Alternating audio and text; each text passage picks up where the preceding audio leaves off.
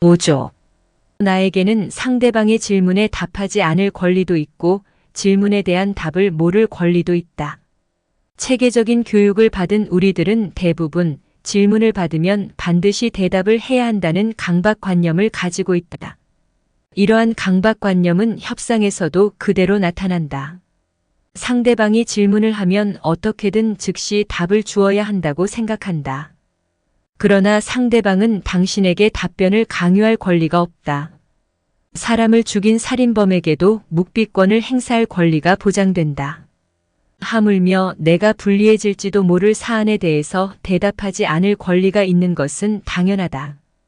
이를 활용함으로써 상대방 질문에 답변할 때마다 상대방의 반응을 생각하며 받는 스트레스에서 벗어나자.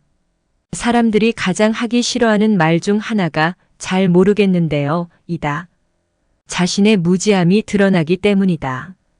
그러나 이런 대답을 할 줄 모르는 협상가는 결과적으로 실패할 수밖에 없다. 자신이 잘 모르는 것을 감추기 위해 너무 많은 이야기를 하게 되고 그 이야기 중에는 상대방에게 알리지 말아야 할 사실이 포함되는 경우가 흔하다. 협상은 모범 답안을 작성해가는 과정이 아니다. 항상 맞는 대답을 할 필요도 없고 알고 있는 전체를 다 말할 필요도 없다. 때때로 나는 답을 모른다. 라는 말이 가장 훌륭한 정답일 수도 있는 것이 협상이다. 6조.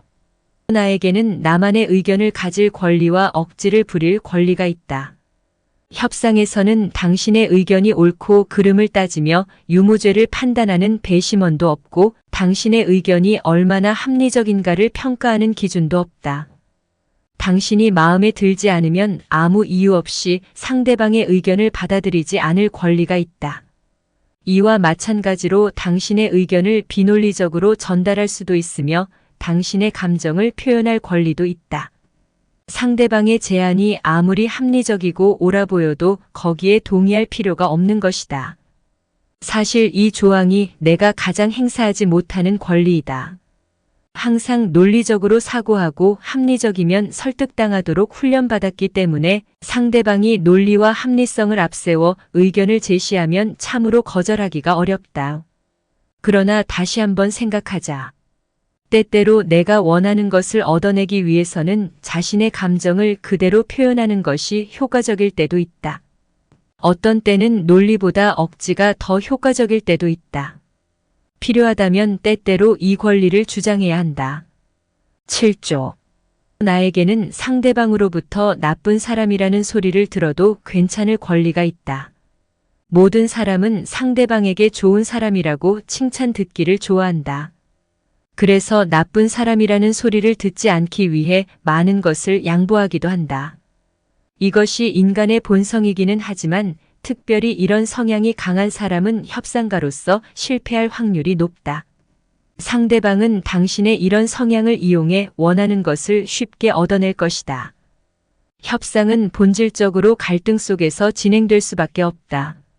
서로 충돌되는 가치관, 생각, 사안들이 있기 때문에 협상이 존재한다.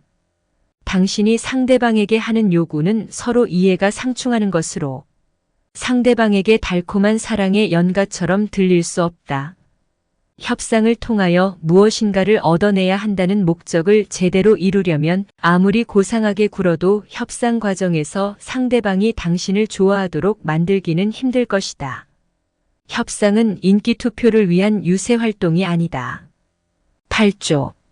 나에게는 나 자신의 우월성을 인정할 권리가 있다. 겸손이 미덕이다. 맞는 말이다. 그러나 지나치게 강요되는 겸손 때문에 많은 사람들이 자신감을 상실한 채로 살아간다. 협상은 자기 자신의 판단과 능력을 스스로 존경하고 신뢰하지 않으면 언제나 상대방에게 끌려다닐 수밖에 없는 과정이다. 자기 자신이 가지고 있는 것을 가치가 없다고 여기거나 혹은 상대방과 비교해서 열등한 것으로 생각하며 협상을 진행하면 상대방의 처분에 따라 결과를 받아들이려고 하는 수동적 입장에서 협상을 진행할 수밖에 없다. 모든 사물에는 양면성이 있다. 개인이 가지고 있는 성격이나 특징 또한 마찬가지로 생각해 볼 수 있다. 차분한 사람과 협상을 하면서 감정적이고 즉흥적인 성격 때문에 좋지 않은 결과를 얻은 경험이 있는 사람은 자신을 신뢰하지 못한다. 감정적이고 즉흥적인 성격을 고치지 않으면 안 된다는 강박관념이 생긴 것이다.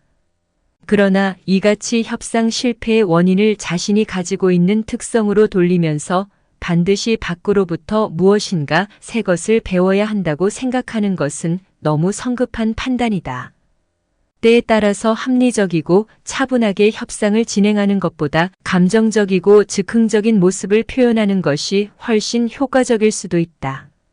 자신이 가지고 있는 특징을 무조건 가치 없는 것으로 생각하고 바꾸려고 하기보다 나 자신의 특징을 장점으로 활용할 수 있다는 생각으로 바꾸자. 스스로의 우월성을 인정할 수 있도록 해보자. 보편적인 가치가 항상 우월하던 때는 이제 지나가 버렸다. 자기 자신을 존중하며 자신감을 가지고 협상 테이블에 나갈 권리를 가지고 있는 것이다. 우리는 모두 불완전한 존재들이다. 우리가 가지고 있는 것을 그대로 인정하고 받아들이자. 완벽함을 위하여 끊임없이 노력해야 하는 것이 우리의 의무이기는 하지만 결코 완벽함을 이룰 수 없음 또한 우리의 운명이기도 하다. 협상을 앞두고 마음이 불편할 때는 언제나 협상가의 권리 장전을 기억하자. 편안한 마음으로 협상을 진행하여 성공을 이끌어낼 수 있을 것이다.